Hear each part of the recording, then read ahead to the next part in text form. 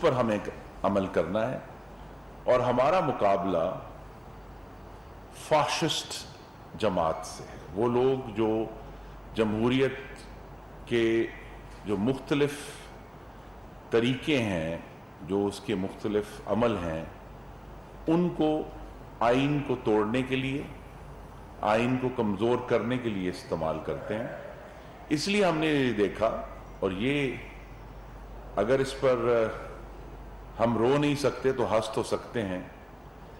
کہ جس جماعت نے 17 جولائی کے ضمنی انتخاب میں کامیابی حاصل کی، وہ کامیابی حاصل کر کے بھی الیکشن کمیشن آف پاکستان پر چڑھ دوڑے اور ان چیف الیکشن کمشنر کو غدار قرار دے رہے ہیں، ان کو دھمکیاں دے رہے ہیں. یہی فاشزم کا خاصہ ہے کہ جو ادارہ اس فاشسٹ کی مرضی کے خلاف عمل کرے، اس کے اوپر آپ ہر قسم کے مغلظات، ہر قسم کی غلط گفتگو، اس کو غدار قرار دیں. میں یاد کرا دوں کہ جب پچھلے سال ڈسکا میں الیکشن کمیشن نے ری پول کا فیصلہ کیا تھا، تو اس وقت کے وفاقی وزیر برائے پارلیمانی امور نے سینٹ میں یہ کہا تھا کہ ایسے اداروں کو تو آگ لگا دینی چاہیے. تو عمران خان کا ایجنڈا جمہوریت اور آئینی اداروں کو آگ لگانے کا ہے، اور ہم یہ جو وسیع البنیاد حکومت ہے، یہ اس آگ کو بجھانے آئے ہیں، ان اداروں کا تحفظ کرنے آئے ہیں. اور 17 جولائی کو عمران خان کے جو 4 بیانیے تھے، ایک 5واں بھی ہے لیکن وہ لطیفہ ہے، وہ زمین بوس ہوئے. پہلا تو یہ تھا کہ اب بتا دیں کہ 17 جولائی کو امریکی سازش کہاں ہوئی اور اس نے کس کی حمایت کی. یہ بیانیہ زمین بوس ہو گیا، دھڑام سے منہ کے بل نیچے آ گرا. دوسرا جو بیانیہ تھا ایکس اور وائی کا، نیوٹرل کا، جانور کا، یہ بھی ہمیں بتا دیں کہ 17 جولائی کو کس کی حمایت ہوئی، کہ جی سازش ہو رہی ہے، یہ ہو رہا ہے. تو لہذا یہ تمام ایکس وائی بیانیہ بھی زمین بوس ہو گیا. پھر الیکشن کمیشن کے اوپر جو حملہ آور تھے اور ہیں، وہ بیانیہ بھی زمین بوس ہوا. عدلیہ کے اوپر بھی، جب عدلیہ نے ابھی سپریم کورٹ آف پاکستان نے جو تحریک عدم اعتماد کے اوپر جو سو موٹو لیا تھا، اس کا جو تفصیلی فیصلہ آیا جس میں کہا گیا کہ صدر مملکت اور وزیر اعظم اور اسپیکر، ڈپٹی اسپیکر نے آئین شکنی کی ہے، تو اس وقت سے عدالتوں پر بھی حملہ آور ہیں جب اپنی مرضی کا فیصلہ آئے گا. تو یہ 4 بیانیے، امریکہ کا، ایکس وائی کا، الیکشن کمیشن کا اور عدلیہ کا، یہ 4 بیانیے زمین بوس ہو گئے. 5واں بیانیہ جو ہے وہ نیپی بیانیہ ہے، کہ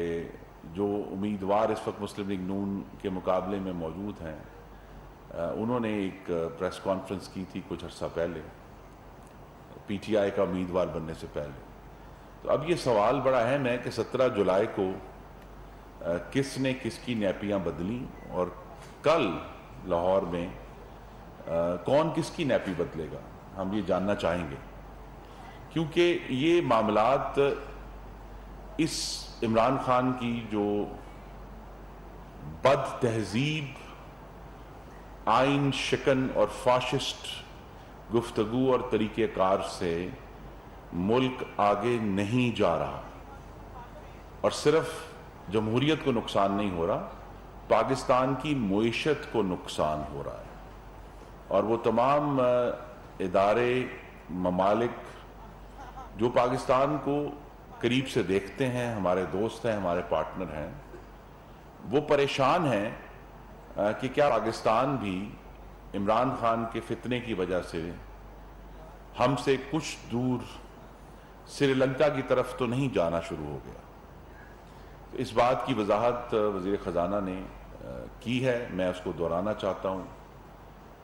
کہ اللہ تعالیٰ کے کرم سے یہ وسیع البنیاد حکومت پاکستانیوں اور ان کے بچوں کے معاشی مستقبل کی محافظ ہے، اور ہم یہ انارکی جو عمران خان پھیلانا چاہتے ہیں اس کے سامنے دیوار بن کر کھڑے ہیں۔ ہم میں سے زیادہ ہم جو حضرات موجود ہیں ان سے زیادہ کسی کو احساس نہیں ہو سکتا کہ جو حالیہ ہم نے تیل کی قیمتوں کو بین الاقوامی قیمتوں کے قریب ہم لے کر آئے ہیں، اس سے پاکستان کے عوام کو تکلیف پہنچی ہے، جو مہنگائی ہے اس سے پاکستان کو تکلیف پہنچی ہے۔ لیکن یہ یاد رکھیں کہ 9 اپریل 2022 تک اس ملک پر عمرانی فتنے کی حکومت تھی، اور ابھی جب یہ بجٹ کے نمبرز آئے ہیں تو اس بجٹ کے نمبرز تو ہم تو اس کے ذمہ دار ہیں جو 19 اپریل 2022 کے بعد جس دن کابینہ بنی اس کے بعد جو معاملات ہیں اس کے ہم ذمہ دار ضرور ہیں، لیکن اس سے پہلے کی خرابی، مہنگائی، کساد بازاری، بے روزگاری کی ذمہ داری بھی اسی فاشسٹ دروازے پر جائے گی جہاں جمہوریت کی تباہی کی ذمہ داری ہے۔ تو اب یہ اس ہفتے جو مارکیٹوں میں اتار چڑھاؤ ہوا ہے، روپے کی قیمت کے اوپر ایک بہت بڑا کنسرن ہے۔ کل وزیر اعظم نے اس پر ایک تفصیلی میٹنگ لی ہے، ہم سب اس میں موجود تھے، اور یہ بات واضح ہے کہ جو سنبھالا دینے کا کام ہے وہ شروع ہو چکا ہے۔ وزیر خزانہ نے رپورٹ کیا، میں اس کو پھر دہرا دیتا ہوں کہ 18 جولائی تک پاکستان میں جو فورن ایکسچینج کا آؤٹ فلو 2.6 ارب تھا، اور ان فلو جو آئے ہیں وہ 2.5 ارب تھا، تو صرف 0.1 ارب ڈالر کا ڈفرنس ہے جو کہ سٹیبل ہے۔ پاکستان میں اس وقت فورن ایکسچینج کا ان فلو اور آؤٹ فلو جو ہے وہ بالکل سٹیبل ہے۔ ہمیں یہ بھی رپورٹ کیا گیا کہ پاکستان میں اس وقت جو پیٹرولیم کی مصنوعات ہیں، اس پہ ڈاکٹر صاحب زیادہ بات بتا سکتے ہیں، اس وقت ریکارڈ لیول کے ذخائر پیٹرولیم کے مصنوعات کے موجود ہیں، اور وزیر اعظم کو ہم نے یہ رپورٹ کیا کہ 31 مارچ 2022 کو جو گردشی قرضہ تھا بجلی کا وہ 2467 ارب روپے تھا، اور ہم نے پھر ان 3 مہینوں میں اس میں 214 ارب روپے کی کمی کی ہے۔ تو لہٰذا جو 30 جون 2022 کو گردشی قرضہ تھا وہ 31 مارچ 2022 سے 214 ارب روپے کم تھا۔ جو ادائیگیاں کرنے والی تھیں وہ ہم نے کی ہیں، جو پینڈنگ ایشوز تھے، جو عمرانی نالائکی کے سبب جو ہے وہ حکومت حل نہیں کر پا رہی تھی، ہم نے ان کو حل کرنے کا آغاز کر دیا ہے، جس کی وجہ سے گردشی قرضے میں 3 مہینوں کے اندر جب ہماری حکومت تھی ہے، اور انشاءاللہ اب پارلیمان کی مدت تک رہے گی، تو ہم نے ان 3 مہینوں میں گردشی قرضے میں 214 ارب روپے کی کمی کی ہے، اور آنے والے دنوں میں آپ یہ دیکھیں گے کہ جیسے ہی آئی ایم ایف کا چونکہ سٹاف لیول ایگریمنٹ کا اناؤنسمنٹ ہو چکی ہے، اس کے تحت جو ادائیگیاں ہیں وہ شروع ہو جائیں گی۔ دوست ملکوں سے، چین سے پہلی ادائیگی آ چکی ہے، دوسری ادائیگیاں بھی آنے والے دنوں میں شروع ہو جائیں گی، تو پاک روپی بھی آپ کو بہت حد تک سٹیبل ہوتا ہوا نظر آئے گا۔ اور جس طرح ہم نے اب ڈالر کا جو آؤٹ فلو اور ان فلو ہے، جو اس کا توازن ہے، وہ بیلنس کر لیا ہے، تو ہمیں، اور آلریڈی پیٹرولیم مصنوعات کی جو طلب ہے اس میں کمی آ رہی ہے، تو ہمیں یہ اب ایک واضح توقع ہے کہ آنے والے مہینوں میں یہ جو بیلنس آف پیمنٹس کا بحران ہے یہ بہت حد تک متوازن اور مستحکم ہو جائے گا، اور انشاءاللہ اس موسم خزاں میں جو آنے والا ہے ستمبر اکتوبر میں، پاکستانیوں کو اپنی مہنگائی میں بھی ایک واضح طور پر کمی ہوتی ہوئی نظر آئے گی، اور یہ پوری کوشش جو ہے، پوری محنت جاری ہے۔ ہمارا مقابلہ نہ صرف فاشسٹ سے ہے بلکہ جھوٹ سے ہے، اور بہت ہی ڈھٹائی سے جھوٹ بولتے ہیں یہ فاشسٹ، جو جمہوری لبادہ پہن کر ہمارے درمیان موجود ہیں، لیکن ہمیں سچ سے اور حق سے اور پاکستان کے عوام کی خدمت سے ان کا مقابلہ کرنا ہے۔ ہم پرعزم ہیں اور پورے عزم کے ساتھ، پوری جرأت کے ساتھ،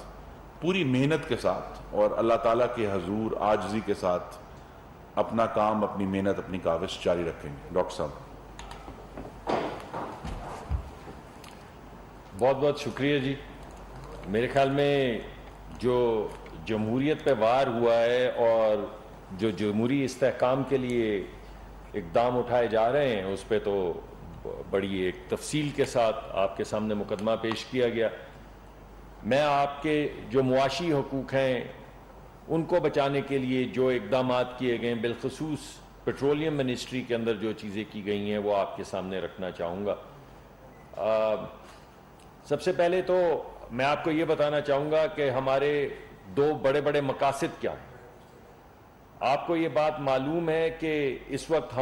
ہم پہ جو دباؤ ہے وہ درآمدات اور برآمدات، ان کا جو توازن ہے اس کی وجہ سے ہم پہ ایک پریشر آتا ہے۔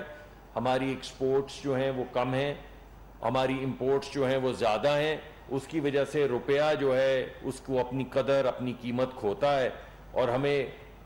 سیریس انٹرونشنز چاہیے اس کو بیلنس کرنے کے لیے۔ اس میں سے جو بڑا مقدمہ تھا وہ مفتاح اسماعیل صاحب نے کل پیش کیا، جس کی ابھی ترجمانی خرم دستگیر صاحب ہمارے وزیر جو ہیں انہوں نے کی تھی۔ آپ کو بتایا کہ بیلنس کہاں تک پہنچ چکا ہے۔ میں آپ کو یہ بتانا چاہوں گا کہ پچھلے جون اور اس سال کے جون میں اگر آپ ان کا دونوں کا مقابلہ کریں تو تقریباً 9% کم ہم اس وقت پیٹرولیم پروڈکٹ جو ہے وہ امپورٹ کر رہے ہیں اور اس کو بیچ رہے ہیں۔ اس کی ڈیمانڈ کے اندر ایفیکٹو مینجمنٹ کے ذریعے 9% کی کمی آئی ہے۔ پچھلے سال جون 2021 میں ہم تقریباً 7,78,000 میٹرک ٹن 778,000 میٹرک ٹن ہم نے پیٹرول بیچا تھا، اور اس مرتبہ جون میں وہ 7,04,000 پہ آ چکا ہے، جو 9% ریڈکشن ہے، جس سے جو ہماری امپورٹ بل ہے اس میں بڑی خاطر خواہ کمی آئی ہے۔ بالکل اسی طرح جو ڈیزل ہے، جو دوسری دو ہی بڑی چیزیں ہیں، ایک ڈیزل جو آپ کے ٹرکوں میں اور بسوں میں اور ایگریکلچر کے لیے زراعت میں استعمال ہوتا ہے، اور دوسرا پیٹرول جو گاڑیوں میں استعمال ہوتا ہے۔